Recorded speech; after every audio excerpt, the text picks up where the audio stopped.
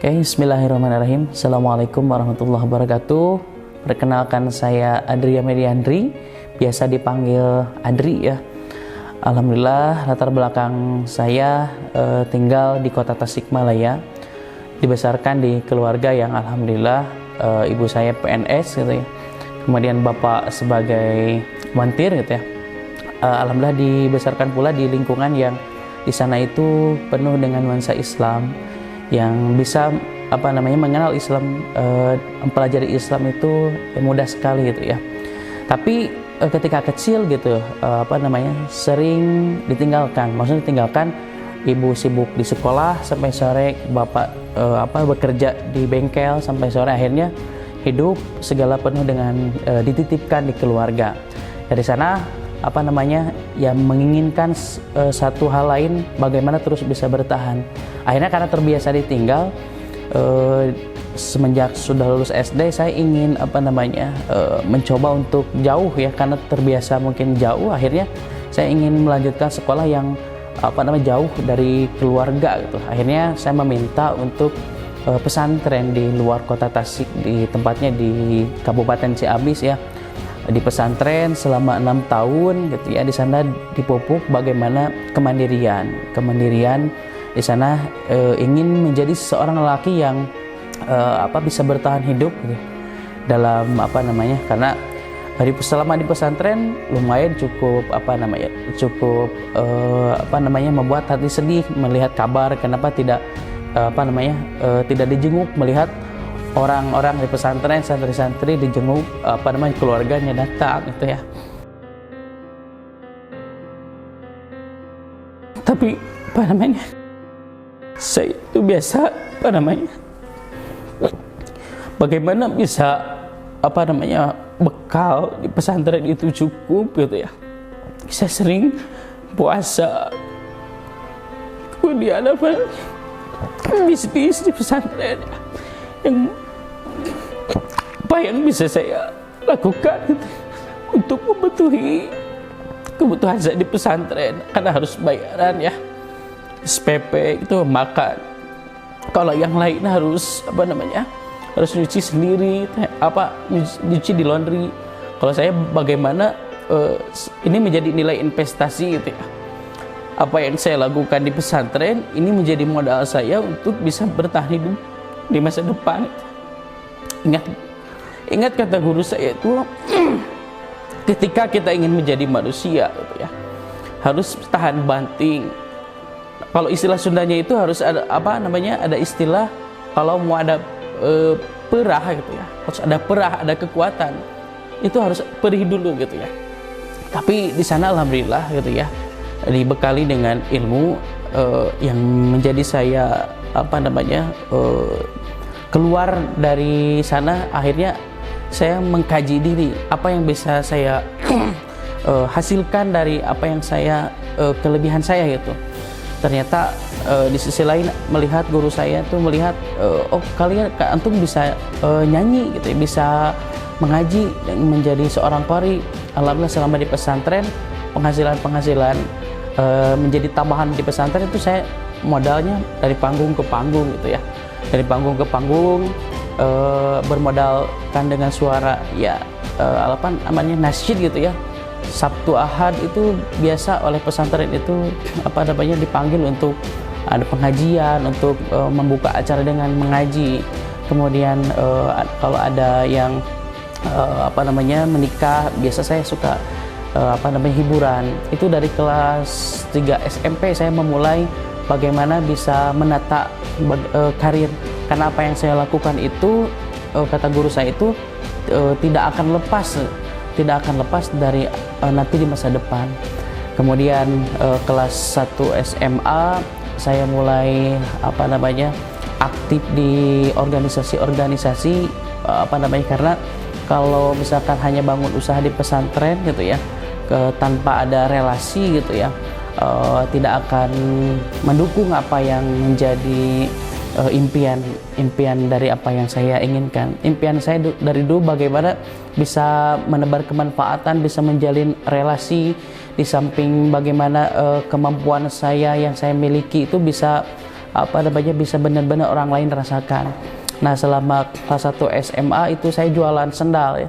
Jualan sendal, namanya itu sendal coker gitu ya di pesantren. Alhamdulillah semua santri bisa memakai produk saya. Kemudian apa namanya di sisi lain saya jualan apa namanya susu gitu ya, susu kedelai, bagaimana supaya bisa bayar SPP. Tapi yang menjadi mengapa alasan itu saya lakukan ketika usia SMA, karena semenjak itu kelas 1 SMA di mana orang tua saya itu khususnya bapak itu kondisi ekonomi itu sangat lagi terpuruk, bahkan bengkel yang bengkelnya bangkrut gitu ya. Ibu saya mulai merasakan gitu curhat kondisi ekonomi seperti apa, dan dari sana saya ingin membulatkan tekad gitu ya. Setelah beres dari pesantren kelas 3 SMA gitu ya, saya ingin kembali semakin semakin terlatih gitu ya kemampuan saya dengan melanjutkan studi di UIN Bandung ya. Selama 1 tahun, tahun pertama bisa dibiayain, tapi ingat meskipun orang tua itu bisa memampukan untuk membiayai kuliah, tapi saya memilih untuk senantiasa stop aja Bu, jangan sampai jangan ngasih, biarlah saya terlatih itu untuk menjadi seorang laki-laki yang bisa tahan banting gitu ya. Selama kuliah pun saya melanjutkan apa yang sudah pernah saya lakukan di pesantren, jualan sendal, kemudian dari panggung ke panggung, kemudian berorganisasi. Dari organisasi itu semakin orang tahu bahwa oh iya ini loh kemampuan saya. Akhirnya saya bisa punya 1 album Rashid gitu ya beserta teman-teman saya, kemudian bisa membiayai hidup sendiri. Ketika masa-masa kuliah gitu ya, itu yang sangat paling menyakitkan gitu ya, ketika ada sebuah tanggungan, harus bayar kosan, harus bayar motor gitu ya, harus membiayai segala apa yang saya butuhkan. Itu saya kembali berjualan, karena dalam prinsip jualan itu apa yang saya mentor saya katakan itu, kita nggak boleh fokus satu gitu, tapi harus membangun satu-satu yang lainnya, dimana ketika ini bangkrut maka bisa masih ada tumbuh, jualan sandal, kemudian masih manggung, kemudian jualan donat gitu ya. Jualan donat waktu kuliah semester 3 saya bangun pagi ya, kemudian sarapan gitu ya. Sarapan pagi bagi 2 untuk makan siang gitu. Kalau Senin Kamis itu momentum saya untuk ya udah berpuasa. Kalau nggak punya uang gitu ya kalau ada orderan alhamdulillah saya bisa makan. Kemudian bagaimana nih ikut seminar bagaimana supaya usaha-usaha yang saya bangun ini di donat, alhamdulillah dari relasi organisasi banyak yang menginginkan menjadi reseller gitu ya. Akhirnya yang tadinya saya jualan bangun pagi kemudian sore diambil gitu ya, jam 6 harus ke kampus, meskipun jadwal kuliah itu jam 10, tapi jam 6 itu harus sudah berangkat untuk nyimpen donat di depan kelas itu ya. Tapi yang menjadi yang menjadi bekal untuk saya bertahan hidup, pernah suatu saat semua dagangan-dagangan saya di kampus itu disita oleh satpam kampus itu ya. Pernah merasakan juga kerugiannya yang sehari ketika itu harus mengganti sekitar 200.000 gitu ya, dan kita harus menyetorkan ke produsennya. Nah kemudian dari situ bisa mendapatkan satu hikmah gitu ya, satu nilai, meskipun kita sedang dalam usaha dalam kondisi pahit, bagaimana kita tegar. Di sana saya tidak menjadi berhenti, karena kalau berhenti bagaimana saya makan gitu ya, bagaimana saya membayar kosan gitu ya. Malahan dengan saya saya memiliki motivasi kenapa saya harus jualan gitu. Itulah yang membedakan antara saya dengan mahasiswa yang lainnya. Jadi apa bedanya saya dengan mahasiswa lainnya? Saya berdagang gitu ya. Kalau tidak dagang, ya apalagi, karena itu yang saya pernah lakukan ketika masa-masa kecil saya, bagaimana bisa bertahan hidup dengan berdagang. Kemudian saya mencoba bagaimana nih, karena perusahaan donat, produsen donatnya pun ketika itu bensin naik gitu, akhirnya sampai gulung tikar. Di sana saya berpikir lagi apa yang bisa saya jual. Saya jualan buku, kemudian saya bekerja sama dengan dosen gitu ya. Malahan ketika dosen, siapa di sini yang suka mijit gitu. Orang lain nggak ada yang ngacung. Tapi karena saya butuh banget gitu ya, ketika itu produsen donat udah bangkrut, kemudian dosennya pun menawarkan di sini ada yang suka mijit gitu ya. Dengan pengalaman saya pernah dipijit, akhirnya saya menyatakan ya Pak, saya bisa. Oke, kalau gitu katanya malam nanti ke rumah saya ya. Alhamdulillah di sana meskipun dibayar ya 50.000 gitu ya, sampai dosen itu tidur gitu ya, dipijit terus, akhirnya banyak testimoni dari para dosen sehingga minta nomor HP saya setiap malam itu ada mungkin 3 sampai 4 dosen yang saya pijit. Nah di sana tidak apa-apa lah, itulah yang menjadi terus motivasi saya gitu, karena saya ingin menjadi seseorang yang bisa memberikan manfaat, selain manfaat tapi ada hikmah yang menjadikan diri saya itu supaya tegar gitu dalam menghadapi kehidupan ini gitu ya. Kalau dendam terhadap orang tua sebenarnya tidak ya, tapi ada sesuatu hal yang saya sesali itu ya, waktu ketika ada PR mungkin dulu ya, ketika ada PR saya nggak bisa, malah dimarahin, kemana aja nggak mendampingi gitu, ketika bagian nggak ada yang tidak bisa akhirnya dimarahi gitu ya. Sehingga itu mungkin yang membuat saya pribadi ingin terbebas mungkin dari cara mendidik yang selalu dimarahi gitu ketika belajar itu ya. Kemudian kalau dendam hari ini malahan dengan kondisi orang tua semakin ya mungkin udah sakit-sakitan, kemudian bapak pun sudah sudah tua gitu ya, tapi harus memenuhi kebutuhan untuk ibu juga yang sedang sakit. Di sini ya udah, yang dulu udah, yang terpenting saya bisa membantu apa yang saya bisa lakukan berupa materi, kemudian apapun yang bisa saya berikan secara spirit gitu ya, bantu usaha-usaha bapak sekarang ini, yaitu yang saya lakukan gitu. Jadi kalau sudah yang namanya kepepet gitu ya, itu akal sehat. Saya pernah merasakan satu momen gitu ya, satu momen dimana ketika itu saya harus membereskan satu tugas besar di kampus saya ya, skripsi gitu ya. Skripsi ini tantangan itu 2 minggu ketika saya fokuskan untuk mengerjakan skripsi, alhamdulillah udah beres, kelar. Namun ketika fase di mana sudah beres skripsi itu untuk menjadikan saya sarjana gitu ya, tapi di sana ada tantangannya ketika itu laptop saya itu kena tinta printer gitu ya, kemudian si filenya itu hilang gitu ya. Saya usaha yang namanya ikhtiar gitu ya, bagaimana supaya si harddisk ini bisa kebaca lagi gitu ya. Usaha terus ke Kandaga supaya si harddisk ini bisa terbaca. Kemudian saya bersihin semuanya itu semalaman supaya sampai kering, sampai berdoa kira-kira apalagi yang bisa membuat si harddisk ini supaya mendatangkan keajaiban itu, apa dosa-dosa terdahulu yang pernah saya lakukan ke orang tua. Akhirnya saya nelpon, Bu, saya pengen lulus kuliah 2015 tepat waktu tapi kondisi file saya hilang. Ya udah, nanti ibu doain ya. Pas kebetulan kejadian itu harinya hari Jumat malam gitu ya. Saya meyakini hari Jumat itu adalah Jumat di mana mustajab doa gitu ya. Selama saya di masjid, zikirnya ya Allah minta bagaimana si file ini bisa kebaca. Kemudian saya ikhtiar lagi bagaimana beli konektor harddisk.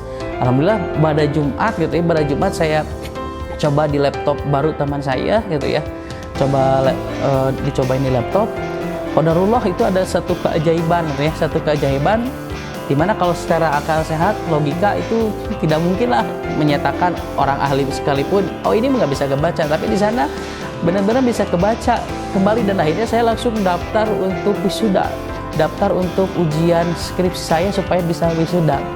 Nah di sana ada hikmah gitu ya, ketika kita sedang kepepet gitu ya, jangan sampai panik gitu ya, karena kalau misalkan panik maka akal sehat segala pemikiran apapun, pikiran untuk menindaklanjuti apapun itu tidak akan ada apa-apa. Maka kuncinya harus harus tenang. Nah kemudian dari sana alhamdulillah bisa sarjana tepat waktu, orang tua bisa hadir. Itulah yang mungkin terbalaskan. Kalau dulu di pesantren orang tua yang lain datang ke menengok ketika sarjana, di sana ketika wisuda alhamdulillah orang tua saya datang gitu ya dengan penuh haru gitu ya, kemudian sampai nangis gitu ya, bisa lulus wisuda tepat waktu. Karena yang orang tua harapkan itu ketika saya kuliah itu bagaimana bisa sarjana gitu ya, bisa dipoto. Kemudian bukan hanya itu gitu ya, tapi ada di balik kalau sarjana saja semua orang bisa dilakukan, tapi setelah sarjana itu bagaimana nih? Kalau saya berorientasinya orang tua itu, nah setelah sarjana itu orang tua mendesak saya itu harus jadi PNS itu ya, harus jadi PNS. Kemudian karena udah merasa terjamin, tapi di sana saya udah menginvestasikan, udah membentuk diri saya ketika kecil bagaimana harus bisa tegar gitu ya, tidak suka yang namanya itu diatur-atur harus ini dan sebagainya, tapi bagaimana harus sesuai dengan keinginan kita, tapi ada dalam aturan gitu ya. Dalam aturan ketika kita mau membangun bisnis, ada aturan bagaimana supaya langkah-langkah untuk bisnis itu besar. Nah di sana 1 tahun setelah sarjana, kata guru saya, jadi belum dikatakan sukses jualan kita atau membangun usaha kita kalau kita belum menikah gitu. Jadi dengan menikah itu bisa menemukan 1 tambah 1 kan mungkin jadi 2. Jadi 1 tambah 1 itu rezeki istri, rezeki suami itu disatukan. Akhirnya saya memutuskan untuk untuk menikah. Alhamdulillah setelah itu menikah gitu ya.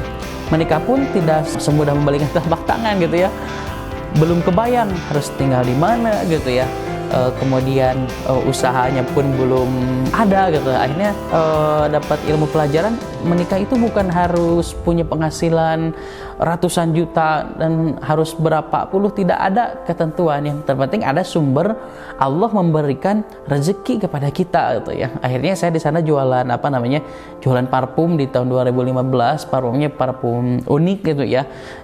Menurut saya ini adalah momen gitu yang sebelumnya orang belum pernah menemukan nih satu keunikan jualan parfum karakter gitu ya. Jualan parfum karakter di sana bertahan sampai 2015, 1,5 tahun gitu ya. Di sana pun alhamdulillah bisa mendapatkan ilmu. Tapi saya ingat kepada komitmen kepada diri sendiri, kalau saya terus berada di kalangan orang-orang untuk orang-orang lain gitu ya. Tapi di sisi lain saya bagaimana? Karena ingat ketika itu, jadi jangan sampai menjadi manusia yang terus meratapi takdir, tapi harus menjadi orang yang memperbaiki takdir gitu ya. Ketika ini kan syariat, saya harus mengupayakan bahwa untuk anak-anak saya itu harus harus diakikahi gitu ya, karena tergadaikan gitu, belum 100% terbebas gitu ya dalam hadisnya. Akhirnya saya lahirlah tahun 2018 itu anak kedua saya laki-laki. Di sana saya berkomitmen untuk untuk mengakikahi anak kedua saya. Nah, pas kebetulan saya ada mengadakan syukuran akikah gitu ya. Kemudian ada yang memberikan testimoni, ini siapa yang masaknya gitu ya. Yang masaknya dari lembaga mana? Karena di Bandung identik banyak pelayanan jasa akikah. Tapi di sini enggak, ini masak sendiri. Oh enak ya cenah. Saya pengen kayak gini dong, aroma masakannya khasnya seperti ini. Oh gitu. Ada teman saya yang ini, tapi saya punya modal 5 juta, kira-kira bisa nggak untuk 2 ekor? Saya belum tahu tentang seputar bisnis akikah. Tapi ketika nyari domba untuk teman saya itu gitu ya, saya nyari yang mulai kotret-kotret, nyari yang selisih dombanya itu belinya murah gitu ya, tapi selisih keuntungannya gede. Alhamdulillah saya nyari ke perkampungan di apa namanya pelosok di daerah Ranca Ekeng gitu ya. Saya menemukan seorang petani apa namanya yang sedang ngangon gitu ya, sedang ngangon, Pak ini dombanya dijual, saya lagi nyari domba 2 ekor.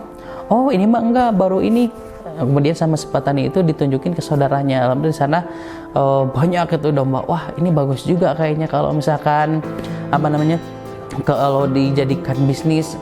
Udah harganya, kirain saya harga domba itu apa mahal gitu ya, 2 juta ke atas itu ya. Tapi setelah tahu dari sumbernya, oh ini saya memutuskan untuk bisnis akikah. Tapi sebelum ke bisnis akikah, sebelumnya saya pernah juga apa namanya buka usaha makanan ya, rumah makan gitu ya, bekerja sama dengan salah satu perguruan tinggi di Bandung, di kantinnya, yang membuat apa namanya berjalan selama 6 bulan. Di ketujuh itu ya yang namanya bisnis makanan kan ya Om, yang namanya bisnis makanan itu kan harus terjamin, apalagi perguruan tingginya perguruan yang kedokteran gitu ya. Di sana selalu menjaga kualitas dan kebersihan. Tapi satu kejadian dialami ketika itu apa namanya di sayur lodeh itu ya, di sayur lodeh saya itu ada cicak gitu ya. Ada cicak masuk gitu ya, cicak masuk, dan cicaknya itu apa namanya, cicaknya itu kalau istilah Sunda tutung gitu ya, tutung. Di sana ada apa ini gitu ya, langsung sama supervisornya yang ngasih tahu gitu ya, ngasih tahu Kang ini gimana katanya. Masya Allah, di sana ingat bahwa ketika ada masalah gitu ya, harus disambut dulu gitu ya, karena itu yang diajarkan guru saya. Allah mau ngasih ujian apalagi buat saya gitu ya. Sampai akhirnya di stop dulu penjualan 1 bulan, akhirnya apa, tidak diteruskan kerjasamanya. Apa namanya barang-barang disimpan di sana gitu ya. Akhirnya ya nah problem lah, mungkin Allah mau ngasih sesuatu yang lebih daripada ini. Akhirnya buka lagi di cabang perguruan tinggi yang sama tapi beda fakultas. Di sana jualan lagi gitu ya, jualan ayam goreng ya, ayam kremes. Tapi karena mungkin baru gitu ya, apa namanya yang keluar 1 porsi 2 porsi gitu ya, tidak menutup modal. Akhirnya udah kita tutup kembali. Nah kemudian setelah fase itu akhirnya saya buka catering akikah gitu ya, karena basicnya udah catering tapi sekarang ada akikah, bisa menerima cateringnya aja, bisa menerima catering untuk akikah. Yang menjadi kesulitan saya di awal itu, wah saya belum ahli motong, ahli merchan dan sebagainya. Akhirnya saya bekerja sama dengan jagal gitu ya. Dengan jagal di sekitar daerah Cipadung ya, Manisi. Lumayan sekali 1 ekor domba itu misalkan beli 1 juta tambah 100 jadi 1.100.000. Dari sana ini cukup, tapi biar lebih gede lagi gimana? Saya harus mengalokasikan biaya untuk promosi gitu ya, biaya untuk yang masak gitu ya. Akhirnya saya nyari domba yang sangat murah gitu ya, sampai ke pelosok lagi Ranca Ekeng ke sana yang belum tahu daerahnya, baru saya jelajahi gitu ya. Kemudian akhirnya nggak dapat gitu ya.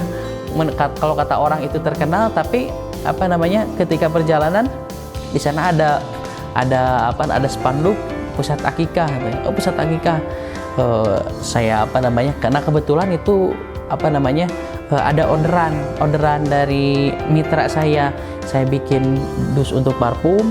Nah deket, karena kalau udah ketemu orang baru itu saya enak banget gitu ya, apapun yang bisa saya apa yang ada dalam diri saya ini, bagaimana harus bisa merasakan manfaatnya gitu, Akhirnya anak saya udah 10 tahun tapi belum diakikahi, gimana itu hukumnya? Saya edukasi gitu ya, bahwa akikah itu syariatnya itu sunnah muakkad. Jadi kalau yang namanya sunnah itu kalau kita tidak melakukan itu rugi gitu.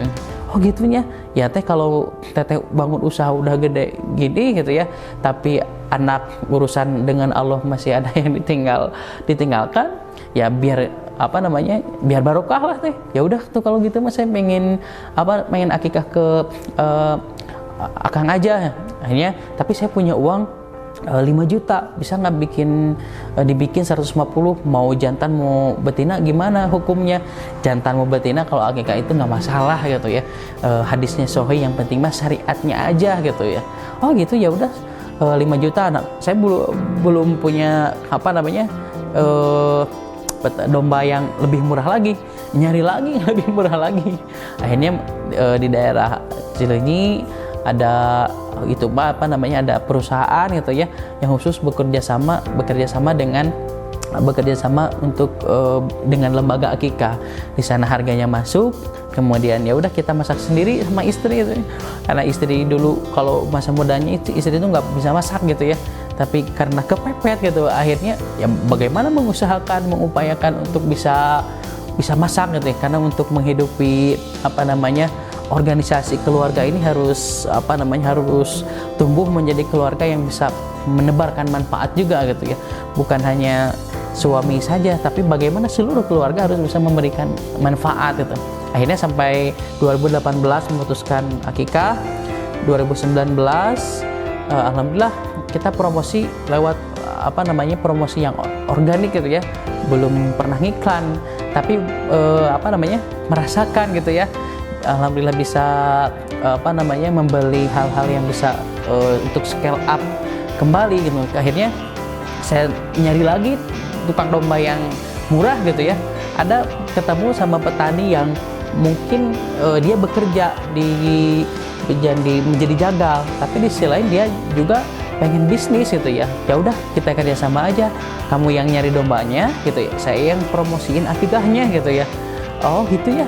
Akhirnya ada yang fokus khusus nyari dombanya, saya pinjem tempat orang tuanya, kemudian kita sama-sama cari investor. Alhamdulillah ada investor yang memberikan modal untuk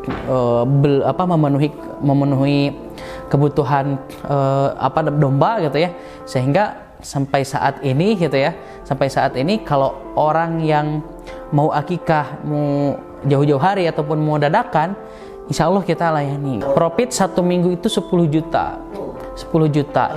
tanpa modal. Dan itu sama si peternak pun, sama si petaninya itu gak apa-apa lah, sok sembelih dulu nanti bayarnya. Karena konsumen yang akikah itu kan maunya dilunasi setelah barang nyampe gitu ya, 80% COD. Karena di akikah itu modalnya kepercayaan. Makanya bagaimana yang dibangun, strategi yang dibangun di akikah ini, makanya yang pertama itu adalah edukasi. Jadi edukasi berbuah menjadi closing gitu ya. Karena banyak sekali yang pengalaman yang ini bisa dipotong sendiri nggak, bisa nyaksiin sendiri nggak. Oh itu emang saya harus bisa menjadikan si konsumennya datang. Kalau bisa nyembelih langsung, kita ajarin gitu. Jangan, kalau misalkan nggak bisa ya kita video call. Jadi 100% bagaimana kita membangun kepercayaan. Ada orang yang jauh di Cimahi mau ngordernya ke kita gitu ya, karena mungkin udah jodoh ya. Akhirnya ngutus anaknya buat survei ke rumah memastikan ada atau tidak. Pernah kejadian sekeluarga datang ke kantor gitu ya, ibu kenapa rombongan kayak gini gitu ya. Iya, saya mau syukuran akikah. Emang sebelumnya kenapa? Karena ada dulu saya nitipin ke bapak saya gitu ya untuk syukuran akikah, itu mustamnya sudah ada gitu ya. Tapi tidak datang gitu ya. Ngirim foto-foto disembelih iya, tapi pas acara tasyakur akikah itu nggak datang. Makanya saya datang sekeluarga ke sini supaya memastikan gitu ya. Oh gitu. Akhirnya saya di sana, wah ini berarti berpikir bahwa 100% ini akikah ini harus benar-benar dibangun benar-benar 100%. Kalau misalkan saya ajak untuk survei pilih dombanya biar puas Bu gitu ya. Jadi karena ada juga lembaga yang hanya nitip online, beli daging gitu ya, sembelih dombanya itu mungkin dokumentasi yang kapan gitu ya.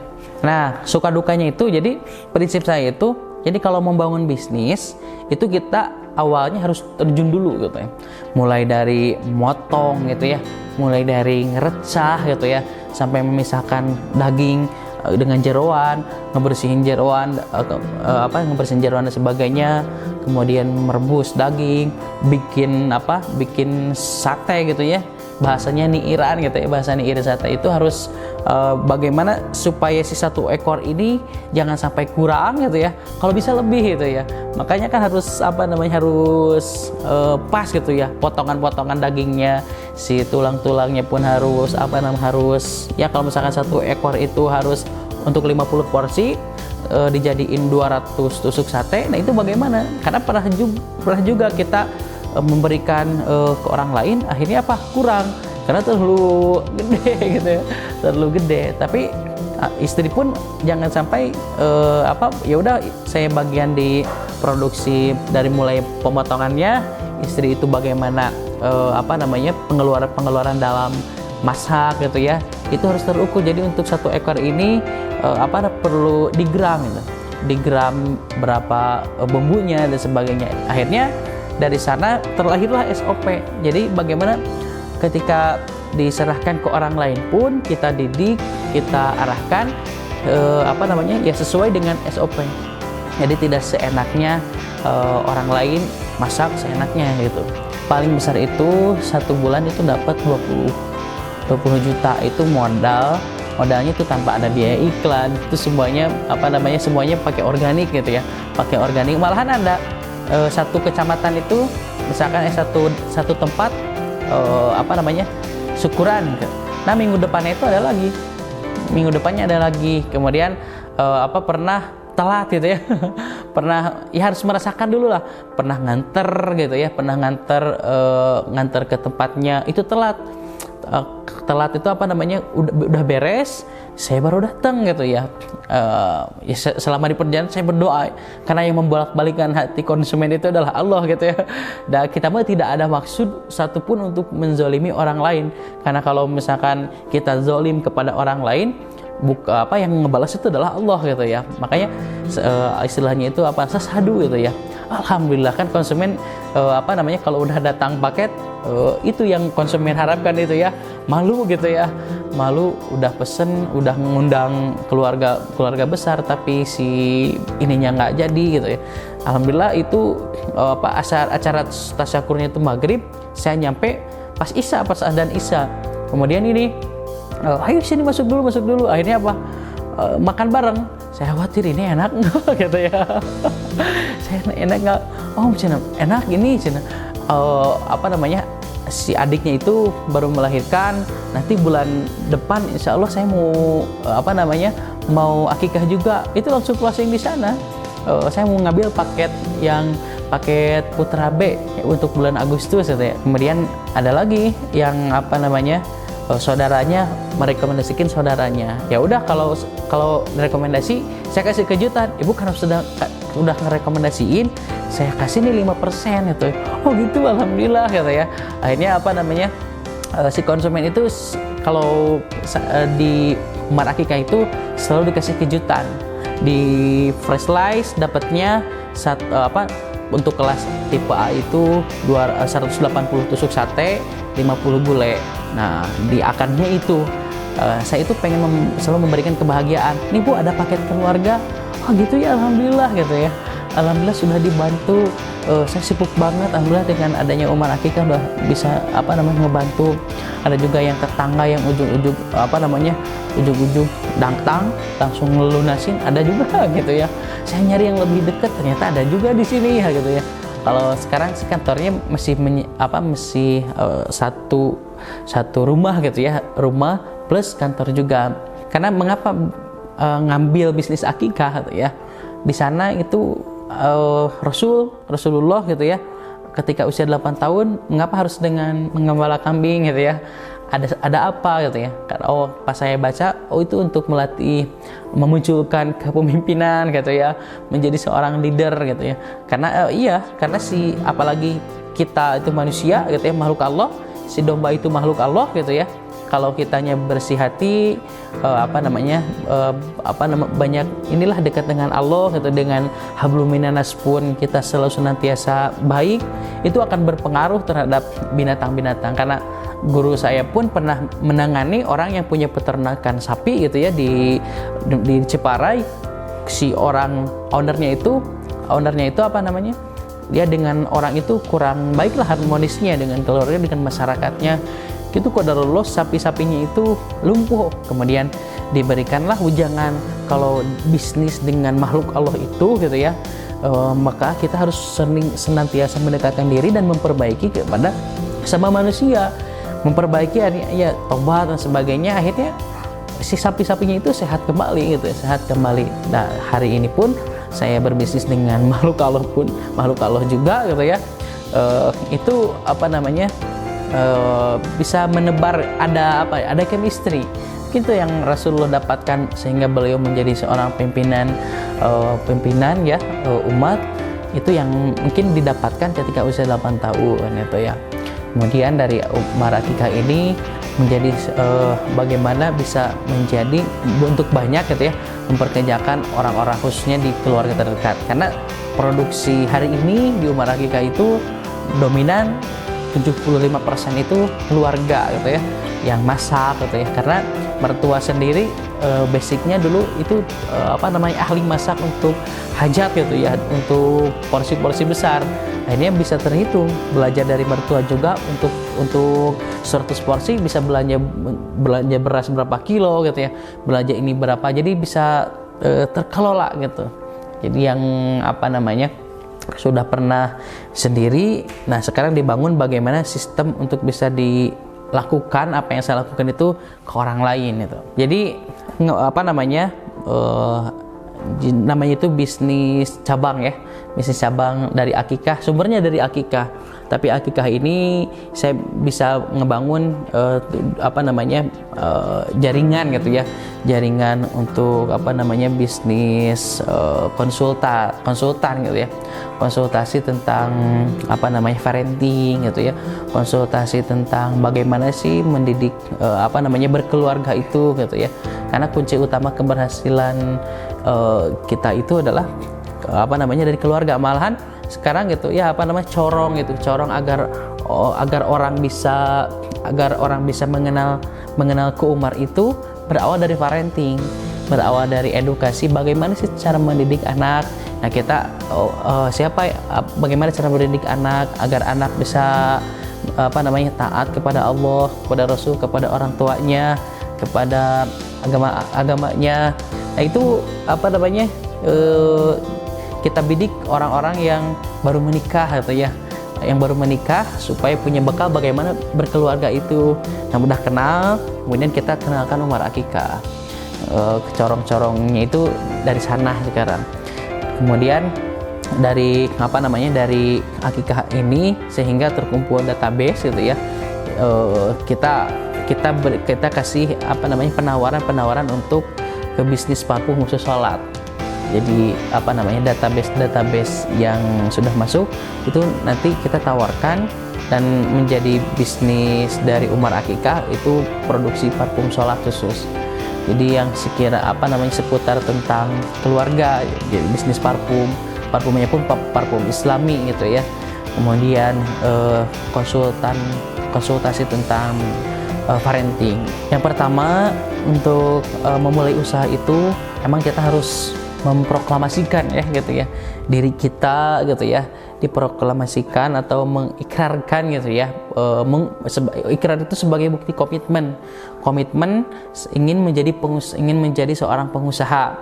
Namun pengusahanya itu kita harus tetapkan dulu visi gitu ya, visi membangun usaha ini untuk apa. Kalau visi dari Umar Akikah ini bagaimana bisa menjadi penebar manfaat dan menjadi kesejahteraan untuk umat gitu ya, untuk umat.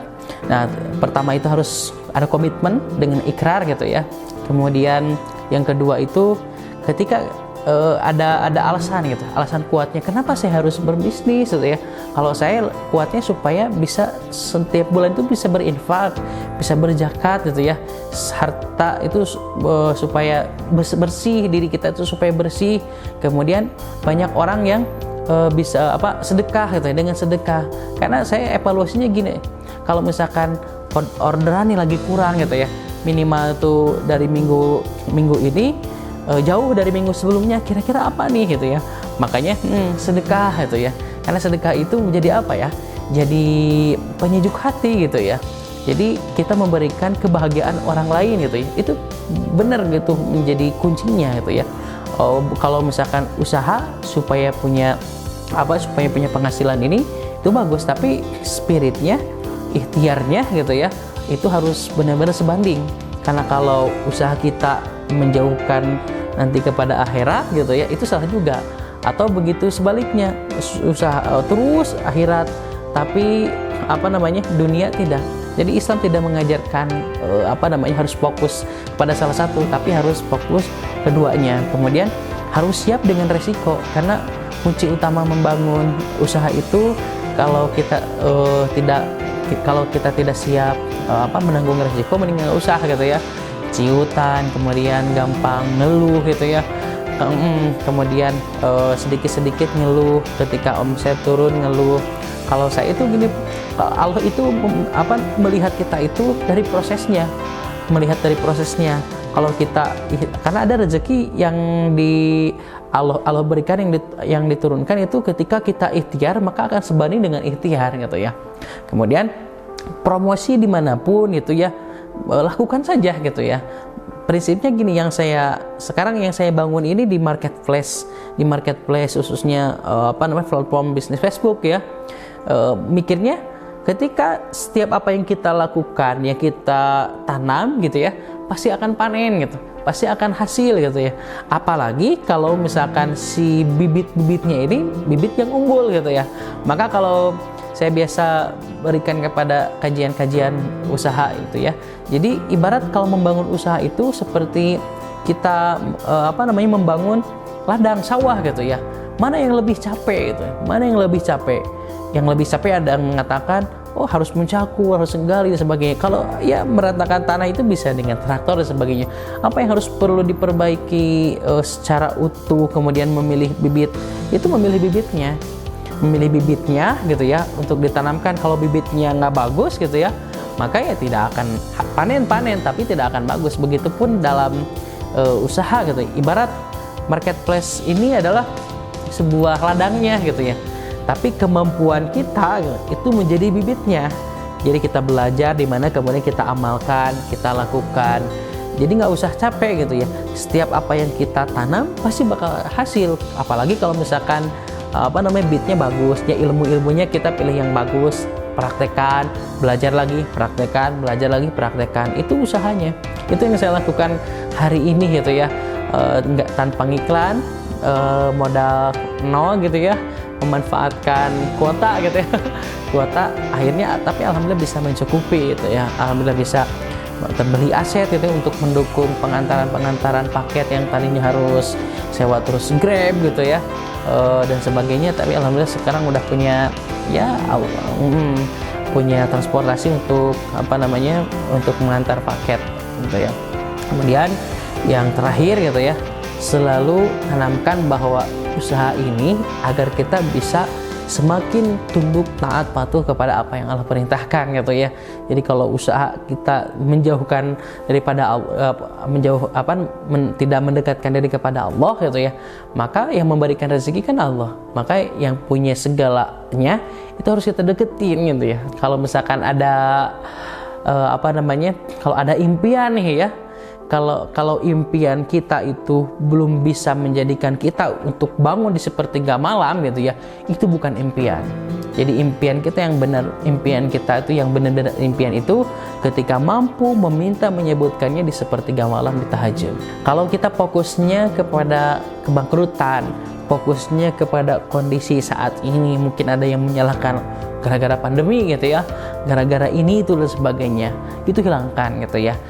Kita pikirkan kembali yang sedang mungkin hari ini sedang terpuruk gitu ya, yang sedang mau sampai bunuh diri, itu ingat alasan gitu ya, alasan kuatnya, goal terbesarnya. Mungkin bisa jadi kita hari ini terpuruk, belum bisa bangkit karena alasan kita belum menggerakkan keinginan kita untuk bangkit kembali. Maka tipsnya supaya kita bisa bangkit kembali, tulis gitu ya, kemudian pikirkan, kemudian aksikan apa yang menjadi keinginan atau goalnya, alasan kuat mengapa kita harus bangkit lagi itu, kita harus benar repeat gitu ya, diikrarkan. Kemudian man ahabba li syai'an kasura dzikruhu gitu ya, barang siapa yang mencintai gitu ya, mencintai, mengharapkan, ingin menjadi apa, senantiasa selalu menyebutkan yang mendoakan gitu ya, meminta kepada Allah di setiap sholat gitu ya.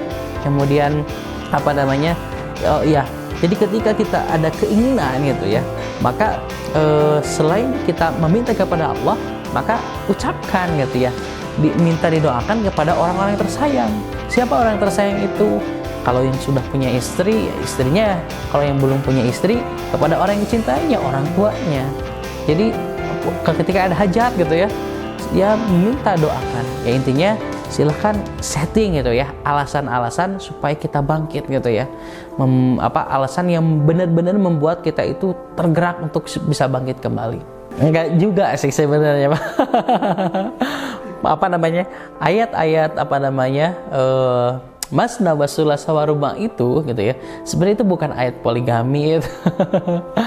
Tapi ayat di mana gitu ya, kita itu harus sistematika mengurus yatim ya, mengurus yatim, tapi bukan harus poligami, maksudnya harus nambah istri. Tapi nambah istrinya bukan